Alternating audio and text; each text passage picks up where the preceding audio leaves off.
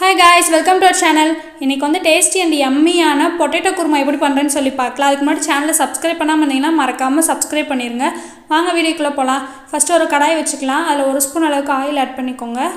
அது கூடவே வந்து 2-3 பீஸ் பட்டை, 2 ஏலக்காய், அது கூடவே வந்து 1 ஸ்பூன் அளவுக்கு வந்து சோம்பு ஆட் பண்ணிக்கலாம். இது எல்லாமே நான் கொஞ்சம் பொரிஞ்சதுக்கு அப்புறம் இஞ்சி பூண்டு நான் ஆட் பண்ணிக்கிறேன். உங்கள்கிட்ட இஞ்சி பூண்டு பேஸ்ட் இருந்தால் அது கூட சேர்த்துக்கோங்க.